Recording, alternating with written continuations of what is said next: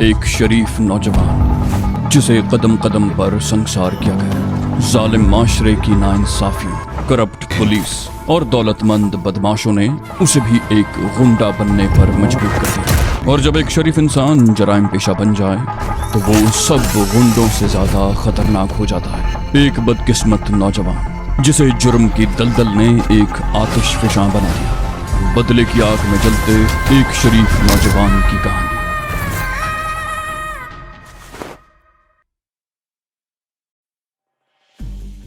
وہ چاندنی رات میں چلتے رہے۔ ان کے چاروں طرف ویرانہ اور سناٹا تھا جو بڑا پراسرار لگ رہا تھا۔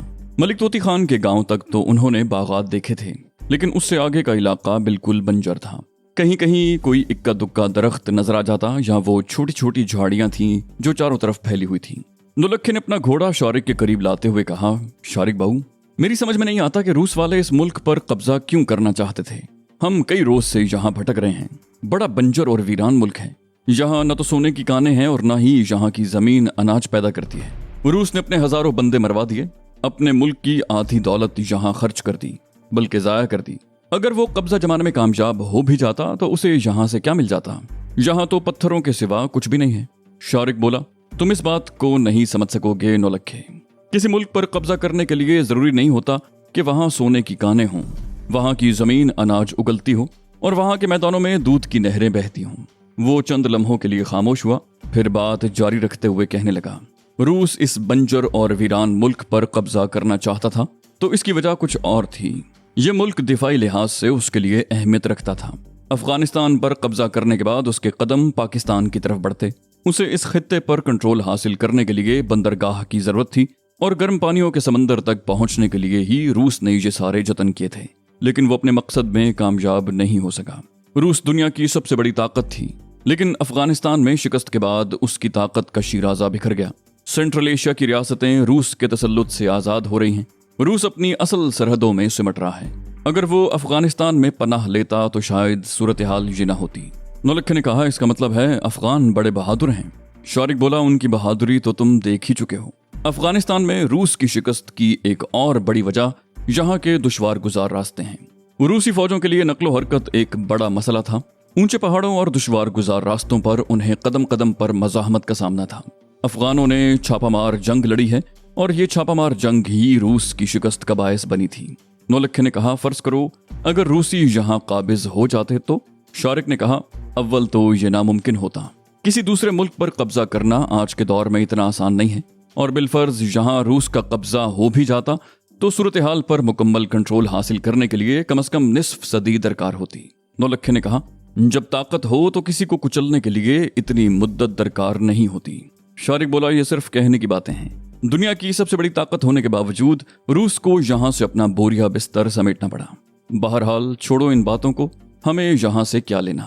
باتوں میں انہوں نے اپنے گھوڑوں کی رفتار پر بھی توجہ نہ دی، اور اب شارک کو احساس ہوا کہ وہ اپنے ساتھیوں سے بہت پیچھے رہ گئے تھے۔ اس نے نولکھے کو اشارہ کیا اور گھوڑے کی لگام کو حرکت دے کر اس کی رفتار بڑھا دی۔ اس طرح وہ کچھ ہی دیر کے بعد اپنے ساتھیوں سے جا ملے۔ سمیرہ نے شارک اور نولکھے کی طرف دیکھتے ہوئے کہا، محمد عمر کہہ رہا ہے کہ ہمیں کم از کم 2 گھنٹے اور سفر کرنا پڑے گا۔ ان پہاڑیوں کے دامن میں پہنچ کر ہم کچھ دیر آرام کریں گے اور پھر اگلے سفر پر روانہ ہو جائیں گے، اور پھر ہمیں رات بھر سفر کرنا پڑے گا۔ نولکھے نے گہرا سانس لیتے ہوئے کہا، ہم تو مسلسل سفر میں ہیں۔ جب سے ہم نے افغانستان کی سرحد عبور کی ہے اس وقت سے بھاگ دوڑ میں ہیں، اور یہ بھاگ دوڑ اس وقت ختم ہوگی جب ہم پاکستان کی سرحد میں داخل ہوں گے۔ شارک نے اس کی طرف دیکھتے ہوئے کہا، فکر مت کرو نولکھے، ہم ایک نہ ایک روز اپنے ملک پہنچ ہی جائیں گے۔ محمد عمر ان سے کافی آگے نکل چکا تھا۔ شاپری کا گھوڑا اس کے پیچھے تھا۔ اس نے اپنا گھوڑا ان کے قریب کر لیا اور یہ لوگ باتیں کرتے ہوئے چلتے رہے۔ تقریباً 2 گھنٹے بعد وہ پہاڑ کے دامن میں پہنچ گئے۔ یہاں ایک پہاڑی ندی کے آس پاس چند درخت بھی تھے اور ایک چھوٹی چٹان کے قریب 2-3 کچے مکان بھی نظر آ رہے تھے۔ ندی کے قریب پہنچ کر وہ گھوڑوں سے اتر گئے۔ گھوڑے بھی شاید پیاسے تھے۔ وہ ندی میں پانی پینے لگے۔ شارک وغیرہ چند گز اوپر کی طرف چلے گئے۔ انہوں نے بھی سیر ہو کر پانی پیا۔ محمد عمر اپنا گھوڑا وہیں چھوڑ کر ان مکانوں کی طرف چلا گیا۔ اس نے ایک مکان کا دروازہ زور زور سے کھٹکھٹایا۔ کچھ ہی دیر کے بعد ایک اتھیڑ عمر آدمی مکان سے باہر آ گیا۔ اس کے ہاتھ میں کلاشنکوف رائفل تھی۔ محمد عمر اس شخص کو مخاطب کرتے ہوئے بولا، اکبر خان، تور خان کے مہمان آئے ہیں، دوسرے مکان کا دروازہ کھولو اور ان کے کھانے پینے کا بندوبست کرو۔ खाना खाकर हम लोग चले जाएंगे। अकबर खान बोला, अच्छा तुम इधर ठहरो, मैं आता हूँ। ये कहकर वो अंदर चला गया। तकरीबन 5 मिनट के बाद वापस आया। इस मर्तबा उसके हाथ में राइफल की बजाय लालटेन थी। वो दूसरे मकान के सामने गया, जेब से चाबी निकालकर उमर ने दरवाजा खोला और अंदर दाखिल हो गया। शारिक वगैरह भी अंदर आ गए। बड़ा सा कमरा था जिसके फर्श पर नमदा बिछा हुआ था। वो लोग तकरीबन 3 घंटों तक घोड़े की पुश्त पर सफर करते रहे थे। अंदर दाखिल होते ही नमदे पर लेट गए। अकबर खान उन्हें यहाँ छोड़कर वापस चला गया। जब उन्होंने अपना सफर शुरू किया तो शाम हो रही थी और वो लोग तकरीबन 3 घंटों तक सफर करते रहे थे। शारिक के ख्याल में अब 10 बज रहे होंगे। तकरीबन 40 मिनट के बाद अकबर खान उनके लिए खाना लेकर आ गया। ताज़ा पकी हुई रोटियां और बगैर दूध के चाय थी। भूख में उस रूखी रोटी ने भी बहुत मजा दिया। रोटी खाने के दौरान वो लोग बातें भी करते रहे। नौलखा इस बात पर हैरत का इजहार कर रहा था कि आबादी से मीलों दूर वीराने में आबाद अकबर खान और उसके घर वाले कैसे जिंदा हैं। यहाँ न तो जरखेज जमीन है जिस पर कोई खेती बाड़ी होती हो और न ही आमदनी का कोई और जरिया है। ये लोग खाते पीते कहाँ से हैं? मोहम्मद उमर ने उनकी बातें सुनने के बाद कहा, अकबर खान शहरियों से ज्यादा खुश है। इन पहाड़ियों में चीड़ के दरख्तों की बहुतात है। अकबर खान और इसका बेटा दिन भर दरख्त काटते रहते हैं। गुर्देज में लकड़ी का एक ताजिर हफ्ते में 1 मरतबा यहाँ आकर लकड़ियां ले जाता है, जिससे अकबर खान को माकूल आमदनी होती है। कभी कभी वो खुद भी शहर जाता है और अपना राशन ले आता है। शारिक ने कहा, लेकिन इस तरफ तो कोई बाकायदा रास्ता नहीं है। लकड़ी के लिए ट्रक वगैरह कैसे आते होंगे? मोहम्मद उमर ने कहा, लकड़ी ले जाने के लिए ऊंट और घोड़े इस्तेमाल होते हैं। अकबर खान हम जैसे लोगों के लिए भी काम करता है। हुकूमत के बागियों के कई गिरोह इन पहाड़ियों में छुपे होते हैं। उनकी तलाश में पुलिस और फौज भी इस तरफ आती रहती है। अकबर खान से हमें पुलिस और फौज की नकलो हरकत का पता चलता रहता है। इन इत्तलात के इवज बागी भी माली तौर पर अकबर खान की मदद करते रहते हैं। शारिक उसकी तरफ देखते हुए बोला, लेकिन बागी तो खुद पहाड़ों में दरबदर फिरते रहते होंगे, उन्हें तो अपने खाने पीने की फिक्र रहती होगी। मोहम्मद उमर ने कहा, हमें कभी खाने पीने की फिक्र नहीं रही। इन पहाड़ों में कई छोटी छोटी बस्तियां हैं जहां से हमें खाने पीने को मिल जाता है। इसके अलावा हम आसपास बड़ी बस्तियों के चक्कर लगाते रहते हैं, जहां से हम माल जमा करते हैं। नौलखे ने पूछा, क्या लोग खुद ब खुद तुम लोगों की मदद करते हैं? मोहम्मद उमर ने कहा, बड़ी बस्तियों के लोग मुश्किल ही से कुछ निकालते हैं। ऐसे लोगों से हमें जबरदस्ती छीनना पड़ता है, असलहे के जोर पर। बाज़ औक़ात लोग मुकाबले पर उतर आते हैं और एक आध आदमी हमारे हाथों से मारा भी जाता है। शारिक बड़बड़ाया, जबरदस्ती छीनना पड़ता है? तुम्हारा मतलब है डाके? मोहम्मद उमर ने मुस्कुराते हुए कहा, हाँ यही समझ लो। फिर अपनी राइफल संभालते हुए बोला, मेरा ख्याल है अब हमें चलना चाहिए और हमारा रास्ता खासा लंबा है। शारिक ने उठते हुए पूछा, क्या हम रात भर सफर करते रहेंगे? उमर ने कहा, हाँ मजबूरी है। सुबह होने से पहले हमें अपनी मंजिल पर पहुंचना है। वो लोग उस मकान से बाहर आ गए और अपने अपने घोड़ों पर सवार हो गए और उसी तरह उनका सफर शुरू हो गया। वो लोग मुसलसल बुलंदी की तरफ सफर करते हुए पहाड़ों में दाखिल हो गए। घोड़ों पर उनका सफर रात भर जारी रहा। उन्हें कहीं तो हमवार रास्ता मिला और कहीं रास्ता इस कदर दुश्वार था कि उस तरफ से गुजरते हुए उनकी रूह तक कांप उठती। सुबह 5 बजे के करीब वो एक बार फिर एक कुशादा रास्ते पर पहुंच गए। उस रास्ते पर बैक वक्त कई घोड़े गुजर सकते थे। ये रास्ता चट्टानों को काट कर बनाया गया था। बल खाते हुए उस रास्ते पर चलते हुए एक मुसत्तह चट्टान पर वाक़े एक कलानुमा मकान में पहुंच गए। उस मकान के चारों तरफ खासी कुशादा जगह थी और वहां से नशेब में दूर तक फैली हुई वादी का नजारा किया जा सकता था। ये मकान कलानुमा था। उसमें कई कमरे थे और बहुत वसी और अरीज सहन था। शारिक के अंदाजे के मुताबिक यहाँ कम से कम 200 आदमी बैक वक्त कयाम कर सकते थे। ऐसे कलानुमा मकान उन्होंने अफगानिस्तान में कई जगह देखे थे। पहले तो उनकी समझ में ये बात नहीं आ सकी थी कि वीरान पहाड़ों में आबादी से मीलों दूर इस किस्म के कलानुमा मकान बनाने की क्या तुक थी। लेकिन एक मौके पर गुल रहमान से बातें करते हुए उन्हें पता चला था कि अफगानिस्तान सदियों से बैरूनी हमलावरों की गुजरगाह रहा है। उन बैरूनी हमलावरों से निपटने के लिए ही जगह जगह ऐसे छोटे छोटे किले बनाए गए थे जहां फौज के सिपाही मौजूद रहते थे।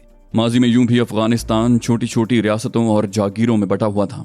हर रियासत के हुक्मरान, जागीरदार और अमीर ने अपने इलाके की हिफाजत के लिए गुजरगाहों और अपनी रियासत की सरहदों पर ऐसे किले बना रखे थे ताकि मुदाखलतकारों और बैरूनी हमलावरों को रोका जा सके। उस वक्त उस कलानुमा मकान में 4 आदमी थे और बकौल नौलखे के चारों देसी रीछ थे। उन्होंने महीनों से न तो बाल कटवाए थे और न ही नहाए होंगे। हालांकि इन पहाड़ों में पानी की कमी नहीं थी। जगह जगह बरसाती नाले मौजूद थे जिनमें साफ और शफाफ पानी बह रहा था। घोड़े उन्होंने आंगन में खुले छोड़ दिए थे। मोहम्मद उमर उन्हें एक कुशादा कमरे में ले आया जहां फर्श पर चटाई बिछी हुई थी। वो लोग थकन से इस कदर निठाल थे कि चट्टान पर गिरते ही सो गए। तकरीबन 2 घंटे के बाद मोहम्मद उमर ने उन्हें जगाया। उस वक्त नाश्ता तैयार हो चुका था। तवे पर पकी हुई मोटी मोटी रोटियां, तला हुआ खुश्क गोश्त और बगैर दूध के चाय। उस वक्त धूप निकल चुकी थी। नाश्ता करने के बाद ये लोग कुछ देर धूप में बैठे बातें करते रहे और फिर कमरे में आकर चटाई पर लेट गए। दोबारा जब शारिक की आंख खुली तो दोपहर के 3 बज रहे थे। नौलखा उससे पहले जाग चुका था। अलबत्ता समीना और शाहपरी सो रही थीं। उनकी बातों की आवाज सुनकर वो दोनों भी जाग गईं। उन्होंने दोपहर का खाना नहीं खाया, अलबत्ता रात का खाना शाम का अंधेरा फैलने से पहले ही खा लिया गया। रात को रोशनी के लिए लालटेन रोशन कर ली गई। एक लालटेन उनके कमरे में भी रख दी गई। मोहम्मद उमर काफी देर तक उनके पास बैठा बातें करता रहा, फिर उधर अपने आदमियों के पास चला गया। वो लोग अगरचे दिन भर सोए रहे थे, मगर उनकी थकन अभी पूरी तरह नहीं उतरी थी। मोहम्मद उमर के जाने के बाद वो सब ऊँघने लगे। शारिक ने उठकर दरवाजे को अंदर से कुंडा लगा दिया और नौलखे के पास आकर लेट गया। उनसे कुछ फासले पर समीना और शाहपरी लेटी हुई थी। समीना गालिबन सो गई थी, लेकिन शाहपरी जाग रही थी। शारिक को उसकी हल्की हल्की सिसकियां सुनाई दे रही थी। शारिक ने नौलखे के कान में सरगोशी की। बोला, मुझे इसकी हालत पर अफसोस हो रहा है। इसे अपनी माँ की मौत का इतना सदमा है। जब इसे पता चलेगा कि इसका बाप भी इस दुनिया में नहीं रहा तो इसकी हालत क्या होगी। नौलखे ने उसे घूरा। बोला, बाप इस दुनिया में नहीं रहा, क्या मतलब? शारिक ने गहरा सांस लेते हुए कहा, मैंने अभी तक तुम लोगों को भी नहीं बताया। जब हम तहखाने में उतरे थे तो मुल्ला नसीरुद्दीन हमलावरों को रोकने के लिए बाहर ही रुक गया था। मैं दरवाजे के सुराख से आंख लगाकर देख रहा था। 2 पुलिस वालों ने मुल्ला नसीरुद्दीन को पकड़ रखा था। वो उससे हमारे बारे में पूछ रहे थे, लेकिन उसने अपनी जान तो दे दी मगर हमारे बारे में कुछ नहीं बताया। उसे बड़ी बेदर्दी से कत्ल किया गया था। नौलखा बोला, तुमने पहले क्यों नहीं बताया? शारिक ने जवाब दिया, मौका ही कब मिला है। सुरुंग से निकलते ही मोहम्मद उमर ने हैंड्स अप करा दिया। उसके बाद तोरखान वगैरह आ गए थे और फिर सूरत हाल ऐसी थी कि मैं शाहपरी को उसके बाप के कत्ल के बारे में नहीं बता सकता था। अगर उसकी माँ का इंतकाल न हुआ होता तो मैं ये दुख भरी खबर उसे सुना ही देता। नौलखा बोला, बेचारी। नौलखा बेख्तियार उठकर बैठ गया। बोला, बेचारी, ये तो बहुत जुल्म हुआ इसके साथ। ये बेचारी अपने बाप का इंतजार करती रहेगी, लेकिन कब तक? आखिर कब तक छुपाओगे ये खबर इससे? शारिक ने गहरा सांस लेते हुए कहा, 2-3 दिन के बाद इसे बता दूंगा। उस वक्त तक शायद वो इस काबिल हो जाए कि ये नया सदमा बर्दाश्त कर ले। नौलखे ने कोई जवाब न दिया। वो दीवार से टेक लगाए बैठा रहा। उससे मुल्ला नसीरुद्दीन की मौत का वाकई बड़ा दुख था। उस बेचारे ने इन लोगों को बचाने के लिए जान दे दी थी। अगर वो चाहता तो इनके बारे में बताकर अपनी जान बचा सकता था। नौलखे ने गर्दन घुमाकर शाहपरी की तरफ देखा। वो समीना से लिपटी हुई थी। समीना तो सो रही थी, लेकिन शाहपरी की हल्की हल्की सिसकियां उसे सुनाई दे रही थीं। नौलखे को उससे पहले से ज्यादा हमदर्दी हो गई। वो उसे दिलासा देना चाहता था, मगर उसके बाप का हवाला नहीं दे सकता था। नौलखे ने गर्दन घुमाकर शारिक की तरफ देखा। वो भी सो चुका था।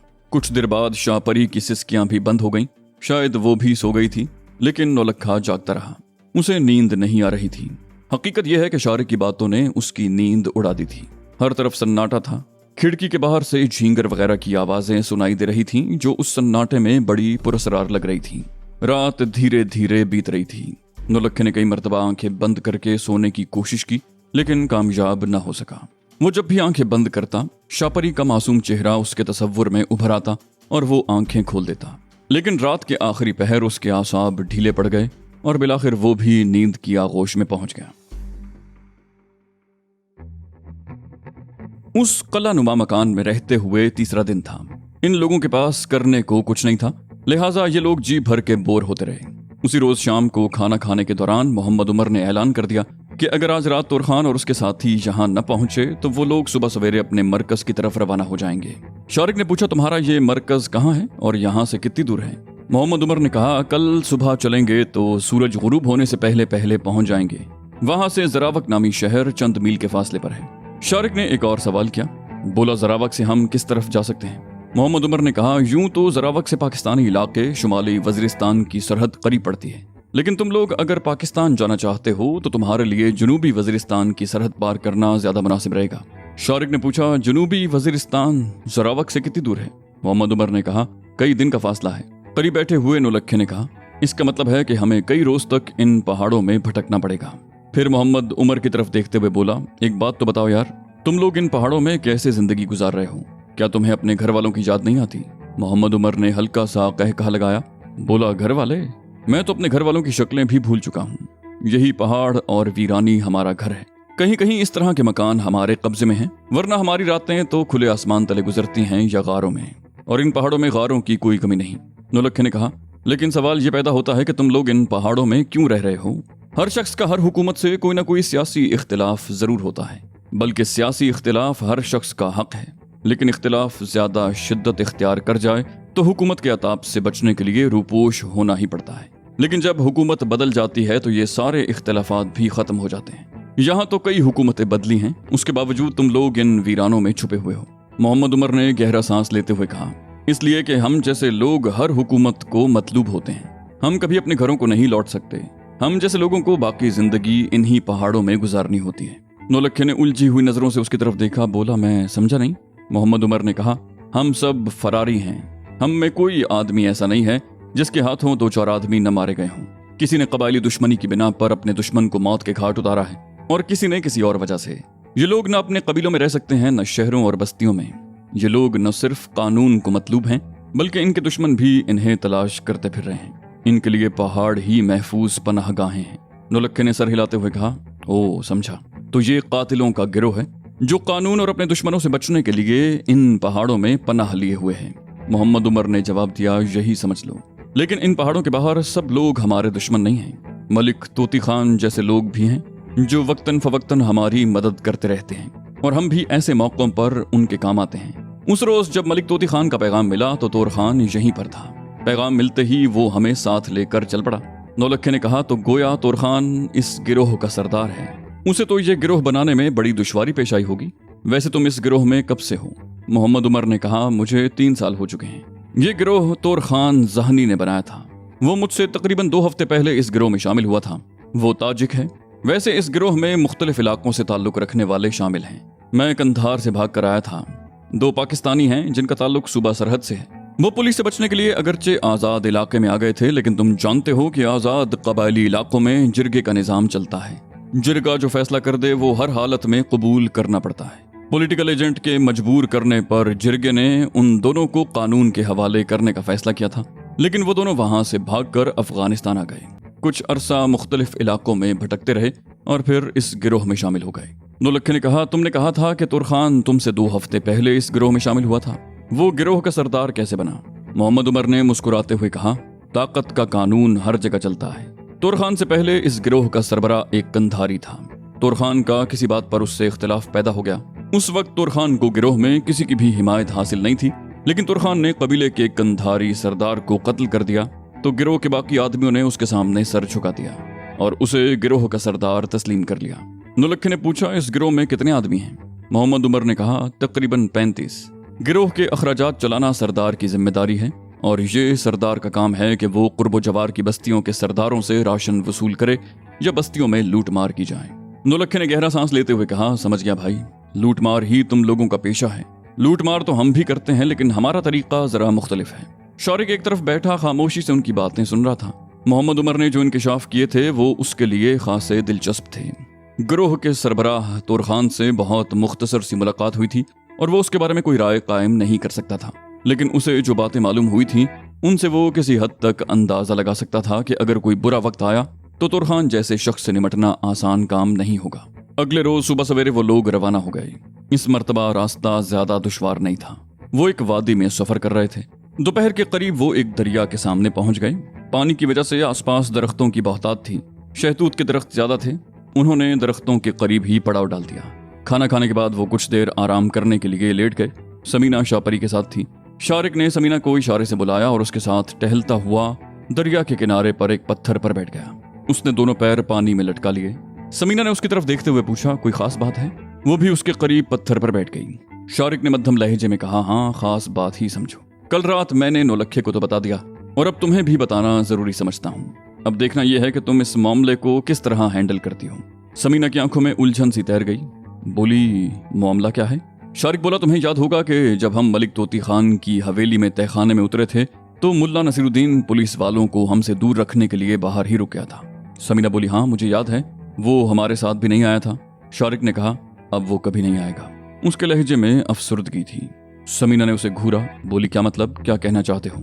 शारिक ने कहा, मुल्ला नसीरुद्दीन को कत्ल कर दिया गया था।